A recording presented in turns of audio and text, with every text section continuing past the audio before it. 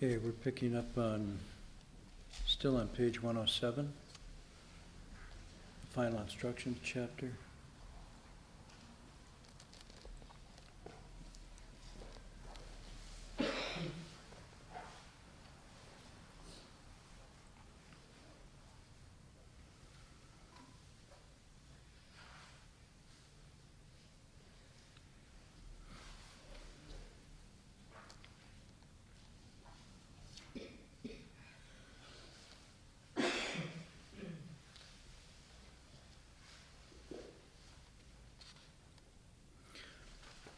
We were talking last week about Little Shun Hui. He's called Little Shun Hui not because of his size, but because he's probably the youngest of the disciples. And though he's apparently, obviously young in years, he's old in wisdom. If you look at his reaction here, he's the one that gets singled out by the master for not just demonstrating, but embodying. I mean, he actually, it's not just a kind of act he's putting on. He genuinely reached a place where tears did not flow from him quite naturally upon hearing the master announce that he was getting ready to pass on, to go, to leave, to die. And the master uses this opportunity to point to the others, because often good teachers use very specific incidents to draw out something. They prefer not to just talk about theory or abstraction or what if or maybe, but they actually take existential moments, seemingly ordinary, but then when they probe into it, can be quite revealing. And so in this case, you could say a very natural reaction by most of the disciples. Some of them are probably crying openly. Maybe some of them are feeling the need for tears, but they cry privately. But the Sixth Patriarch knows that inside this movement is already stirring them. And some are probably just crying because it'd be bad manners not to. I'm sorry. I remember when I went to a funeral for the first time. I grew up or spent a lot of my time on a farm, and birth and death there didn't take on the drama it does in modern society. I didn't know where kids came from, but suddenly they appeared, and in great numbers at sometimes. And they were just brought into the life cycle of the farm. There wasn't anything special. And then people passed away in the same fashion. I remember my uncle came in from milking the cows a regular day, and he usually didn't go to bed. He slept with his bib overalls on because he was up at 3:30 or 4 again to do the next stage of milking. And he fell asleep in his chair, and then in the morning he was gone. He just died in his bib overalls. Nobody called the doctor. Nobody knew. And then a place was prepared in the sunroom, the parlor, where he was laid out. People came to pay their respects.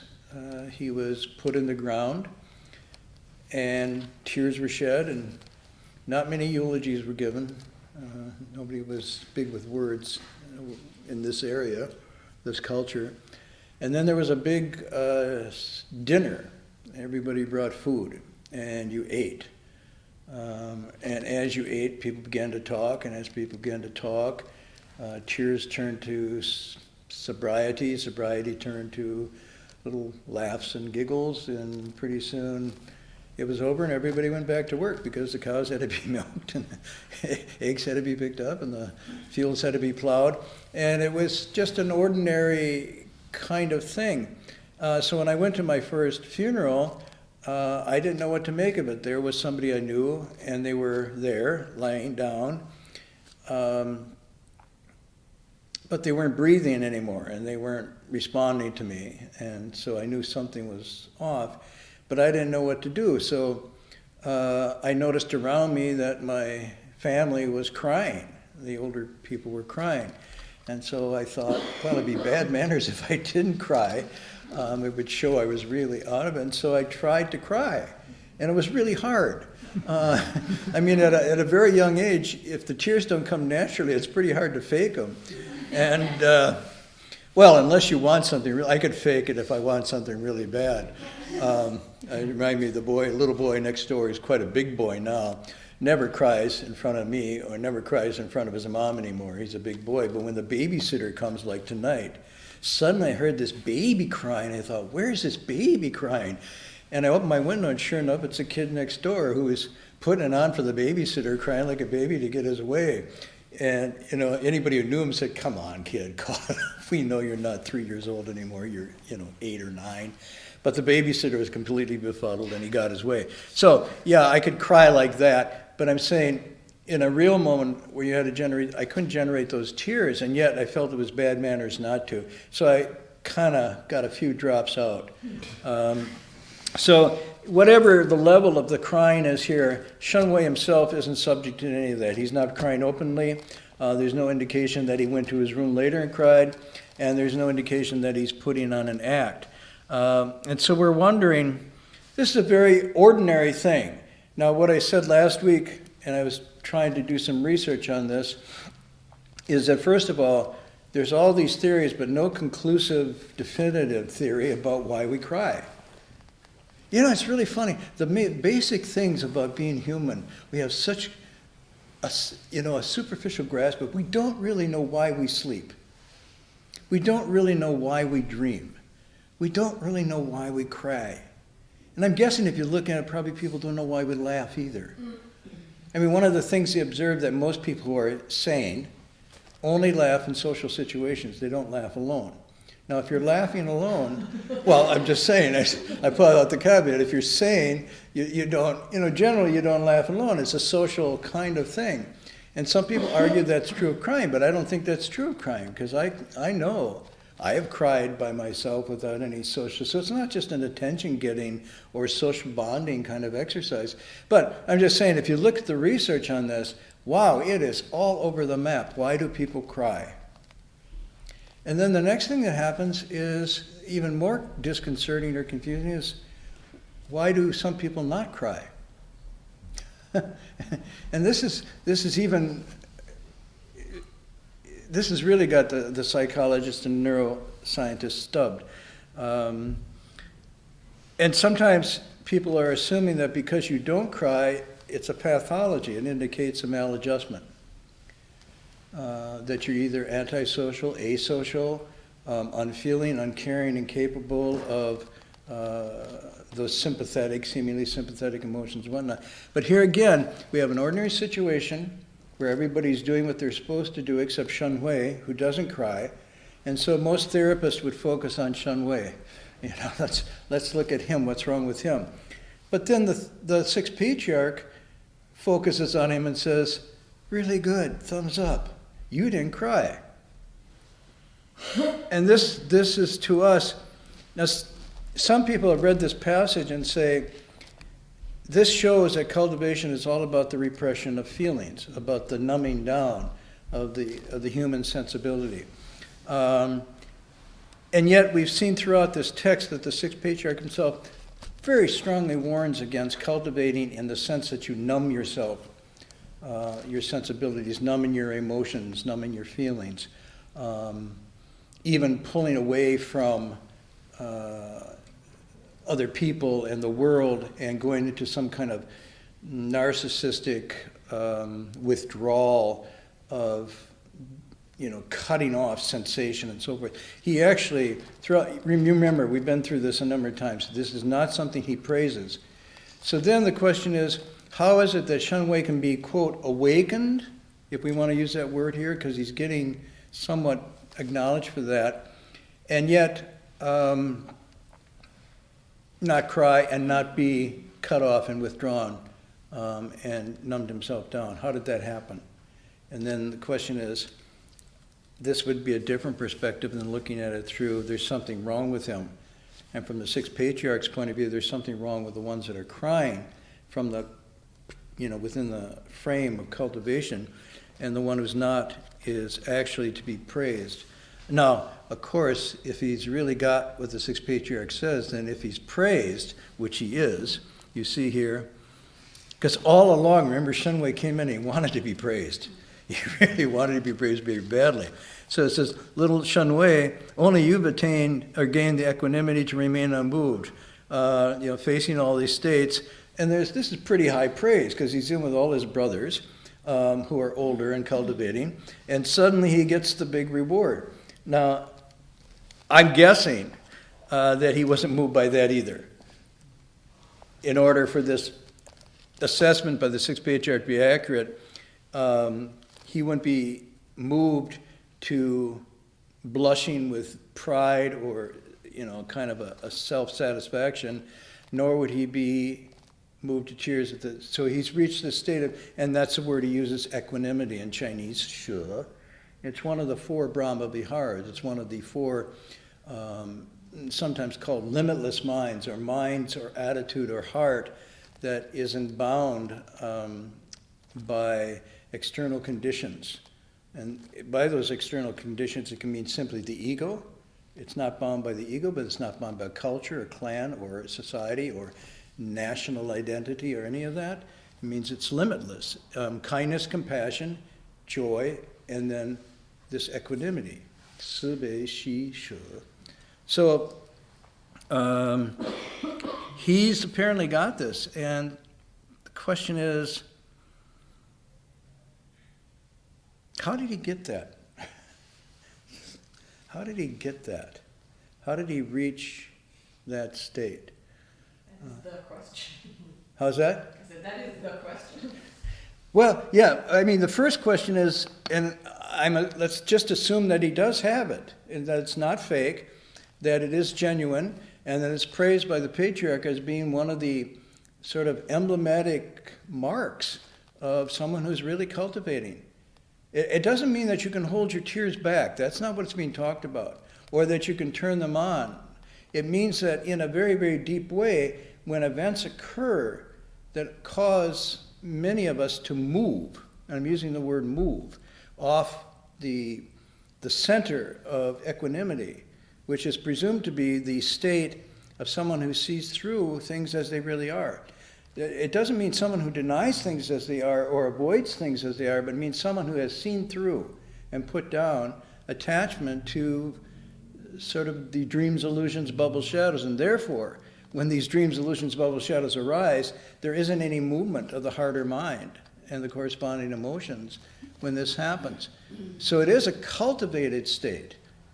But the question is, how then, if that's true, how does one get there? So those of us who have attained that, please speak up while I sip my tea. Or is it even imaginable to you, conceivable, that this one could be attained? I don't use attain is really developed, cultivated in your, and then would it feel good? I don't know if that's the word to use.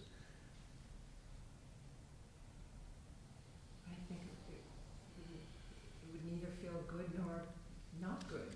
Okay, it would neither feel good or not good.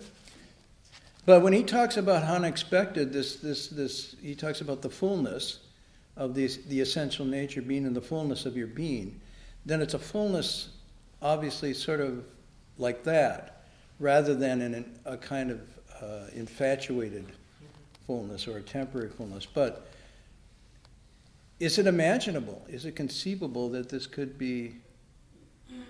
And then the question would be, how would that be attained?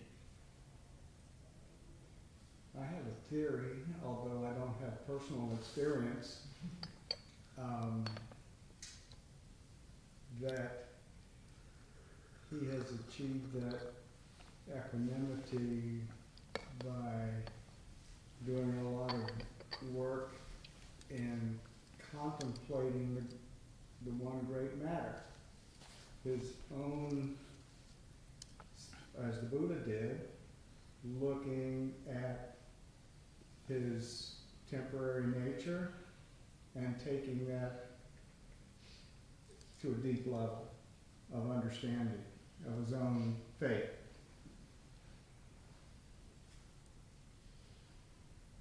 So it's you're saying basically, I mean, in a sense, he's reenacted the Four Noble Truths. He's gone from the initial phase of a sort of suffering or stress or out of sort with the nature of reality, realized, and that's the next stage would be, if that's your theory is right, he's realized that the cause of this is his own avidya, misunderstanding, and the corresponding trishna, thirst that arises from that, which then leads to, inflames that stress and suffering.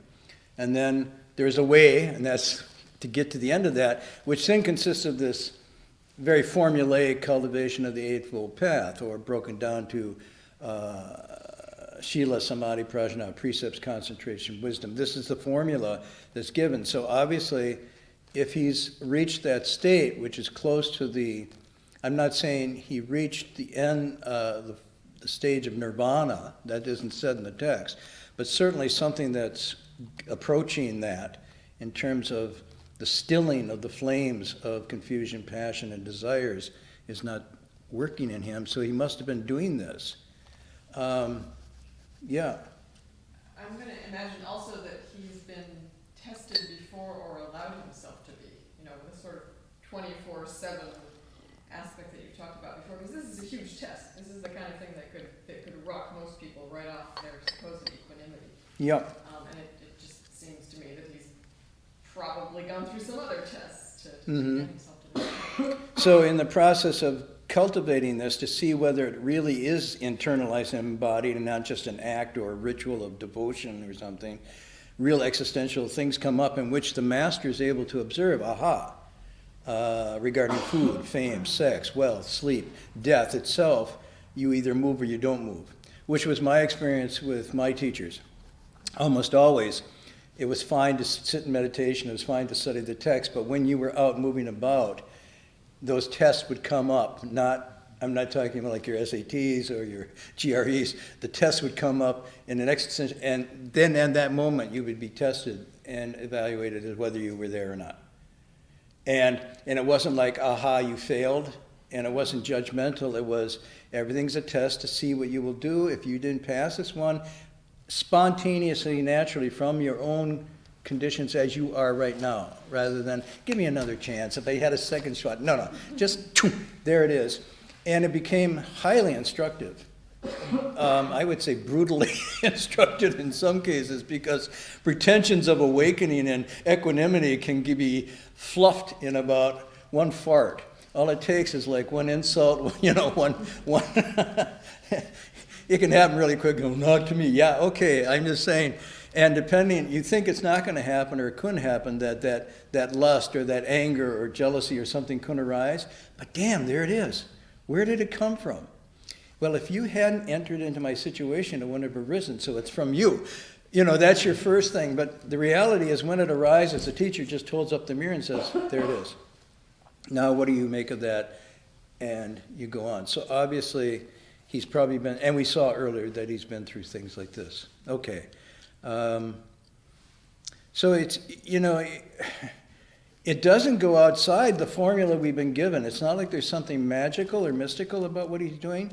He's obviously been cultivating the Eightfold Path and seriously doing it deep psychologically, emotionally, looking at the arising of his thoughts, his feelings, his emotions, looking where they're coming from, where they're going, what the cause and effect is between letting them come and go without attaching to them or rejecting them and so forth and he's gotten to this point. Now the theory also says you get a little help. The more you can put down, the more you see through. And the more you see through, the more you can put down. So there's this reciprocal thing going on. If you can restrain, say just hold the 5 precepts for X amount of time, in that restraint of putting down, you will be able to see things more clearly as they are. And as you begin to see things more clearly as they are, this is called the returning the light to illumine within. The light of insight, if you want to metaphorically express it, the light increases, and as the light increases, you see things more clearly. And as you see things more clearly, they reveal their what's called the true suchness nature, the empty nature of all phenomena, and seeing them in that way, even the urge to want to pick them up is countered by the insight of there's nothing actually there to pick up. And that's like you use the Vajra Sutra meditation topic, all conditioned phenomena, all these things that we observe are like dreams, illusions, bubbles, shadows, like drops of dew and lightning flash. Contemplate them thus, see them thus, feel them as thus, really see them as thus. And it's not so much it's religious as it's actually just a really straight, hard-on look of things as they really are. And as you do that, they naturally fall away on their own. Now, as they naturally fall away on their own, at the initial stages, and the texts are very clear, especially some of the Pali Sutras are very clear about the psychological process. In the beginning of that, there's a feeling of dissatisfaction, disenchantment. Even the text will say strongly to something like disgust. Because as you see things for what they really are, then your natural attraction to them starts to erode, starts to go away. And instead, it's almost like, why was I so infatuated with all this? Because it really is nothing there. And that initial phase, that initial revulsion, even if you want to use that word, or just alienation, like it doesn't bite, is the first stages of breaking free of that attachment. But it's visceral, it's real. And then it says if you can keep on along that path, when all those things finally get truly empty, that's the beginning of what's called wondrous existence. But it's a natural process, and it's not an imagined process, nor is it a divine process that's given if you're just really sincere, but it's an actual self-cultivated refinement. So he's obviously going through that. One of the things that's interesting about tears, about crying, because this obviously shows up in a lot of places besides funerals. People cry at weddings too. Cry at weddings and funerals, which may show a modicum of wisdom. Or, just strong. I'm sorry. Did I editorialize? Shame on me. And then they sometimes laugh at divorce or cry. And people laugh or cry when babies are born. It's really strange. But just on tears alone, there's said to be 3 kinds. As far as I know it, the early Greeks did not understand human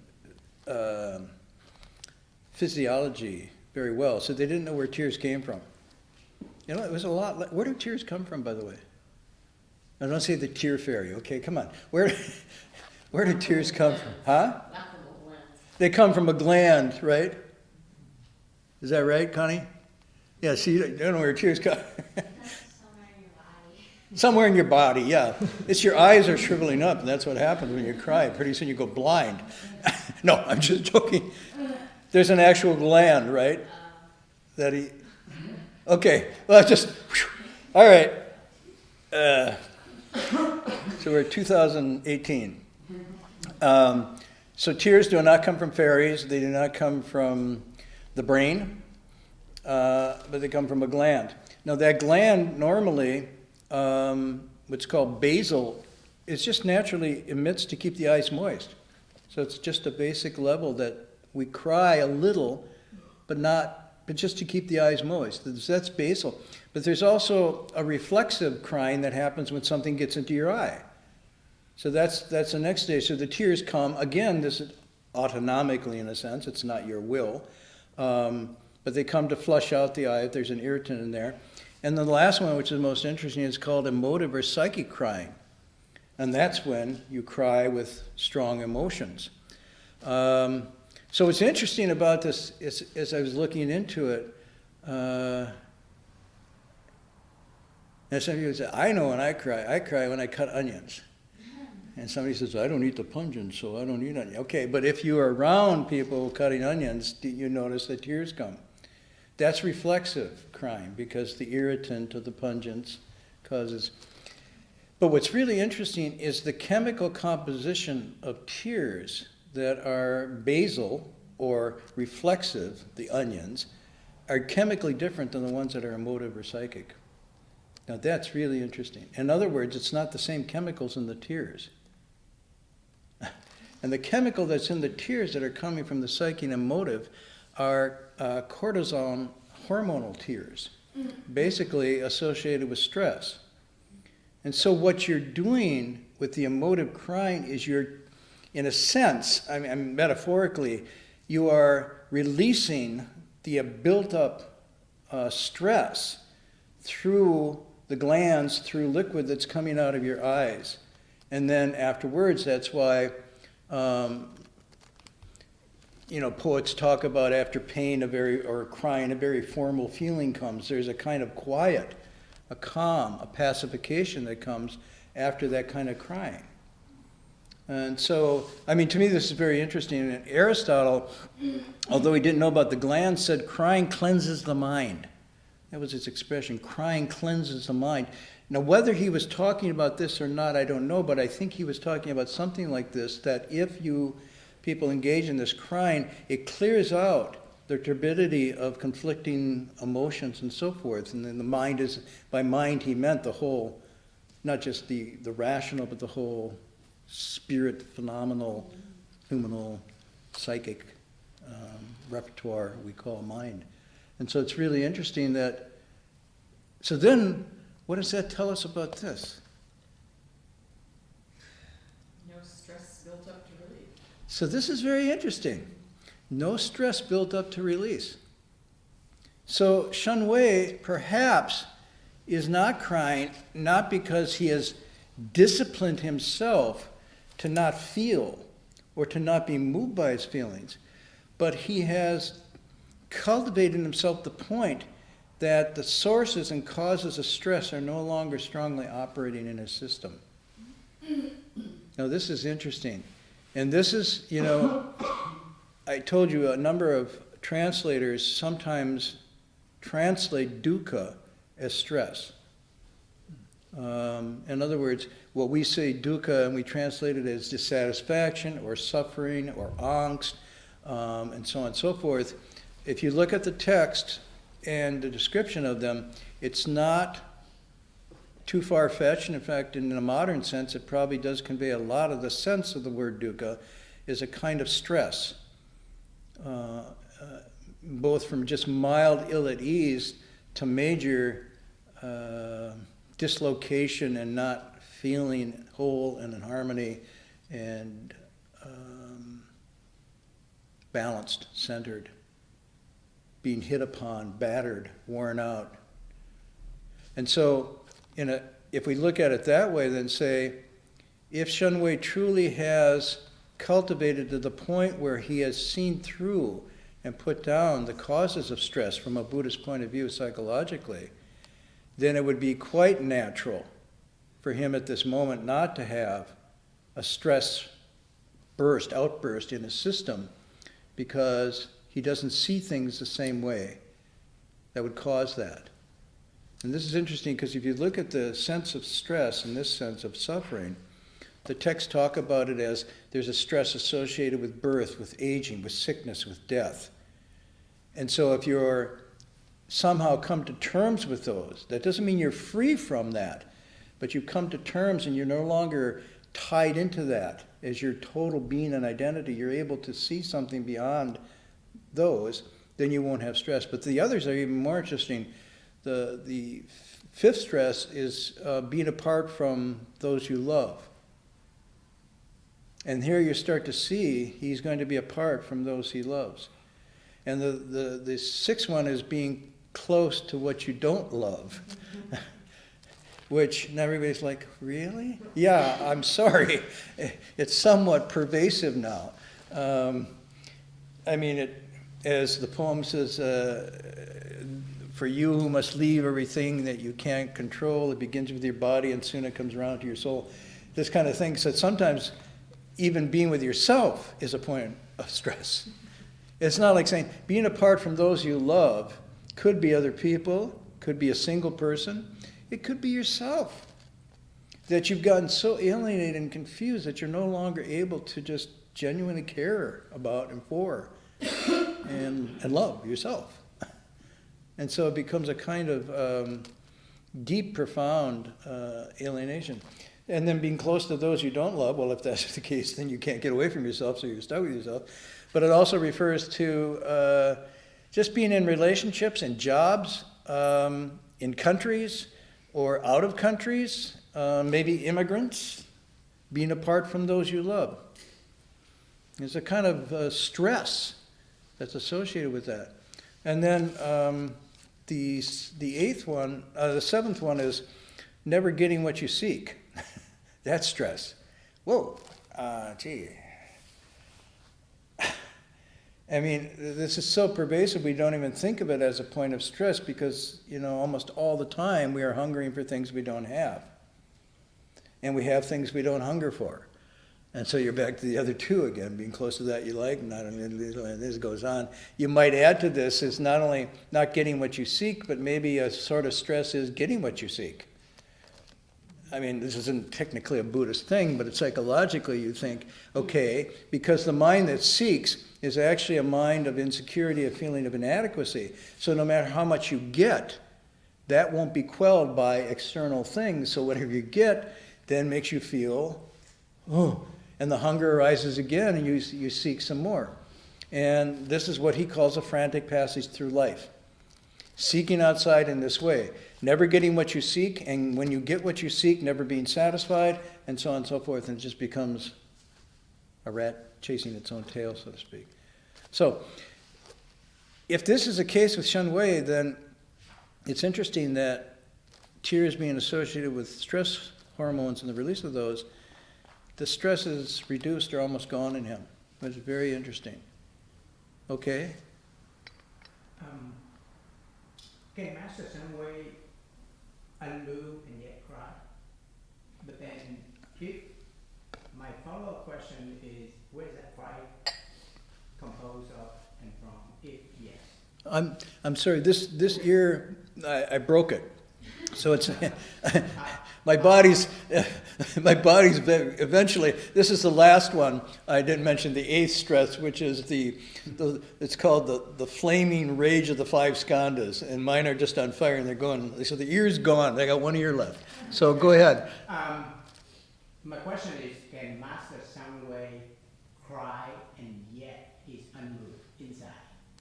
And if the answer is yes, where does that cry come from? I don't think the text indicates that he would cry. You said, could he cry if he was unmoved? Hypothetically, yes. That is the question. I think what the text is saying, that tears that arise from the movement of strong emotions no longer are operative in this individual. So he would not, the only time he would have tears is when he lost his equanimity. But since he's saying his equanimity is pretty firmly established, even to the point that his dear teacher is now passing, and he has no way to prepare himself for this, his first immediate thought, response, feeling was equanimity. Not that he couldn't, he didn't. And he didn't cry because his natural state was not to see in the Master's passing what we would see in the passing of someone. And that's pretty remarkable, and it's real. So he might be able to cry in the dramatic way that a lot of people cry, boo-hoo, boo-hoo, but it would be an act. It wouldn't be genuine. And I think even he probably wouldn't play that act. He says, he's saying, I think someone said the one great matter is what's really the matter, how we come into being and that we pass out of being. He has worked on that. So these kinds of things, I don't want to dismiss it, but they're rather trivial to him in where he's gone. Now, I'm saying where he's gone. In other words, he has cut through a lot of things that throw us for loops. to the point that even the passing of the teacher, and perhaps even, I don't know, the thought of its and the reality of his own passing would not move him either. And this is one of the things that's hinted at in this text, is what it means to resolve the matter of birth and death. It doesn't mean that you're not born and you don't die in a very real sense. But those markers, emotionally and psychologically, are not the same. In other words, you're not moved by the coming and going. Now, this is pretty strong. But apparently, that's why I like this passage so much, is it's getting real. It's really talking about dying and how you respond to it. And we can see in Shen Hui some sense that there is a way to cultivate and get clarity and liberation from the ordinary things that toss and turn and pull us. So, in other words, he's not moved by desire or delight. He's not moved by love, grasping, or aversion. Either one of these don't move him. And even to the point, he's not moved by the coming into being or the passing out. And so it's not like it's a philosophical contemplation. This is what a Western philosopher, Pierre Hadot, called a therapeutic realization. In other words, there's been a transformation through his contemplations. And the transformation is total. And that's pretty remarkable. But at the same time, it's not unattainable. And people who have been cultivating for a number of years, and I'm talking about some of you here, have noticed, without maybe intending it, that over time, by holding the precepts, using practices of equanimity and concentration and insight, your emotions and your feelings have softened. The fires have maybe gone down a little bit. Not completely, but gone down. So some of the states that you're facing that 10, 15, 20 years ago would throw in you for cosmic collapse are like, yeah, okay, here it goes again. Very different than, oh my God, the sky is falling, right? And whether it's with each other, it could happen, husbands, wives, lovers, whether it's with children, whether it's with the country, whether it's with your stocks or whatever would suddenly, and you're trying to figure out, and you're thinking, well, maybe I'm just losing it. Or maybe you're actually gaining it. It may be because cultivation in this way isn't dramatic. It's not like, I am awakened. But it happens in these little incremental ways where you notice, I don't want to do this anymore. I don't like doing that anymore. It's kind of natural. I don't spend so much time on the TV or testing or da-da-da. I don't buy these things much anymore. I pass these posters or signs and they don't catch me the same way they did. What's going on there? It could be, without you knowing it, that cultivating in the same way naturally reduces those edges, those desires, those fantasies, those fears. And that's really real. In other words, it's really happening. Not like, I shouldn't want, or I don't want, or it's just sort of happening unbeknownst almost to you. Bodhi accumulates. Awakening just accumulates in a very natural way.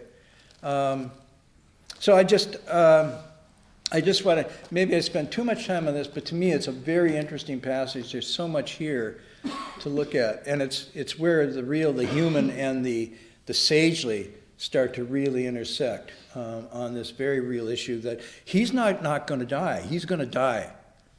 And he's telling people, so if you thought ending birth and death means I'm not going to die, I'm sorry, you missed the point. I am going to die. I'm going to leave. This thing is going to turn into something that smells bad, that rots, that turns into the same that every living creature goes through. It's like, really? Yeah, really. So, and he's saying, because you're crying means you really haven't figured out the most basic things here, you better get to work. And then he's offering the chance. He said, if you got any questions left, which some of you might at this point, ask them now. Because you need to figure out how Shen Hui did this.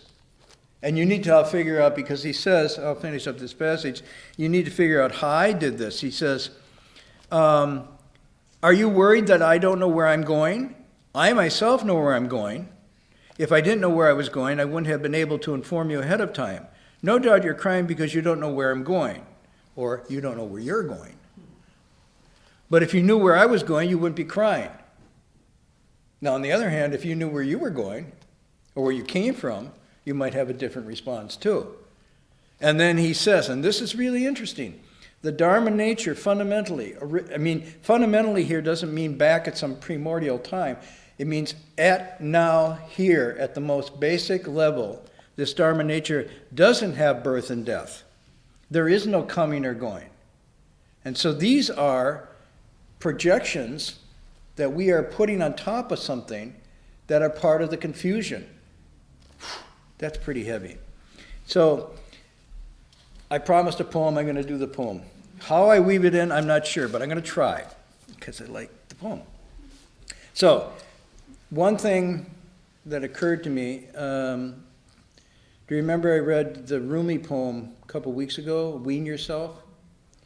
And it seems to me some of the better poets serve as, maybe not intentionally as sages, but they bring out a sagely message. And by sagely, I mean moving towards a line where Shen Wei is on his equanimity.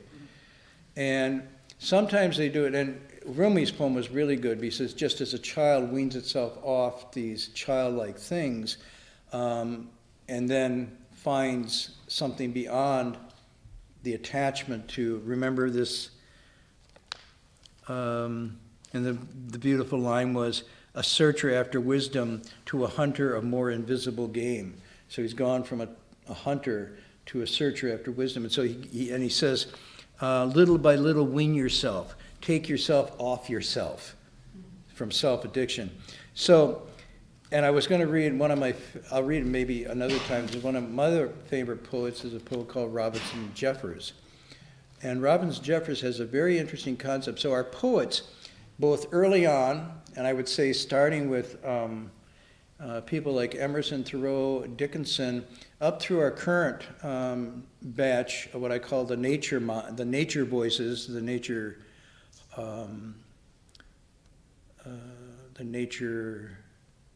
canaries in the mind. John Muir comes up, and then we got Mary Oliver, and I would say Robinson Jeffers, another. All of them are calling our attention to a offness we have in our human situation that leads us to misunderstand ourselves, to misunderstand our relationships, and more at a fundamental level, misunderstand our very nature, our relationship with nature and the natural world.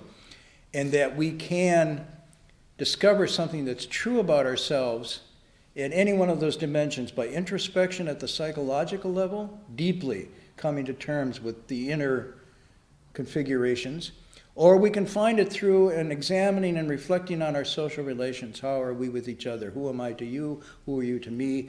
And if we expand that to even a Confucian level of saying, I am the sum total of my relationships, we can get a kind of awakening that takes us out of the narrow egocentric sense, I am this autonomous monad, blah, blah, blah. But the ones that I'm drawn to more are the nature poets, because they use nature and they suggest that nature can be a meditation topic, a way that and to use Robinson Jeffers, I won't use his poem tonight, but he uses it, we need to decenter ourselves. Decenter ourselves from ourselves. It's a very interesting idea. So let me read this poem. And I'm not going to analyze it, I'll just read it slowly. You can fall asleep, you can ruminate on it, whatever. But this is the poem I mentioned last week by the Nobel laureate Wisława Szymborska, who is still living. She was born in 1923. And what she does in much of her poetry, she asks you to shift your perspective radically from yourself to something in nature. And this one is called View with a Grain of Sand. So I'll read it to you slowly. And see, even if you don't get the actual content so much, get the feel of the liberation of the decentering. We call it a grain of sand, but it calls itself neither grain nor sand. It does just fine without a name, whether general, particular, permanent, passing, incorrect, or apt. The name. Our glance, our touch mean nothing to it. It doesn't feel itself seen and touched. And that it fell on a windowsill is only our experience, not its. For it is no different than falling on anything else, with no assurance that it is finished falling or that it is falling still. The window has a wonderful view of the lake, but the view doesn't view itself. It exists in this world, colorless, shapeless, soundless, odorless, painless. The lake's floor exists floorlessly, and its shore exists shorelessly. Its water feels neither wet nor dry. Equanimity.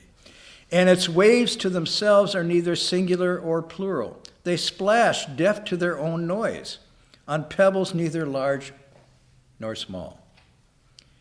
And all of this beneath a sky by nature skyless, in which the sun set without setting at all, and hides without hiding behind an unminding cloud. The wind ruffles it, its only reason being that it blows. A second passes, a second, a third, but they're 3 seconds only for us. Time has passed like a courier with urgent news. But that's just our simile. The character is invented, his haste is make-believe, his news inhuman. So, Szymborska. And the sense of repositioning ourselves not as what I call the egocentric center of all things, but as something in a larger field of phenomena in nature. And there's some liberation in that, which is why I like to go to Maine every summer. Anyhow, we'll close. There's nobody to make announcements tonight because they're getting ready to go to China. Our 3 of the monks here, and it wasn't easy getting their visas to go to China. So they're off to China for a week. So I don't know, there will be a lecture tomorrow night. Jinfo. So Jinfo will be giving a lecture on the Infinite Light Sutra. We just finished a 7-day Guanyin session. Anybody here attend that? It's just finishing up today, so I was hoping to have a report from people who, for 7 days, entered a different space, but we won't. And then we'll pick up again here next week, going into this verse. Any other things people want to announce, events coming up? Is Doug doing his monthly night classes or not? Good question. I think he may have transferred the Monday night to something else, or he's completely gone online, which is somewhat ironic for someone who doesn't have email or anything like that. He doesn't. You know, like he's online. So. He's actually continuing the class online on the Shopify every other Wednesday. And if you want to be on the link, Can you hear that? yeah, so she can give you a link to the web. Okay, and then we'll finish up. We'll do the transference in English.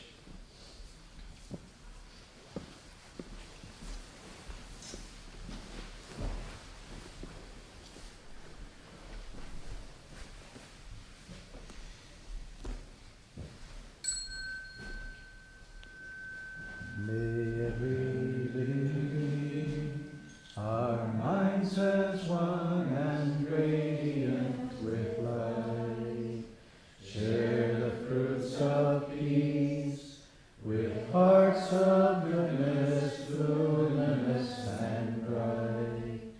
If people hear and see how hands and hearts can find in giving unity, may our minds awake to great compassion, wisdom, and to joy.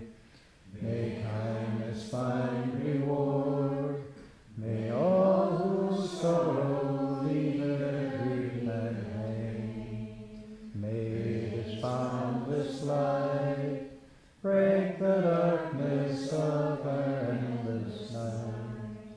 because our hearts are one. This world of pain turns into paradise. May all become compassionate and wise. May all become compassionate and wise.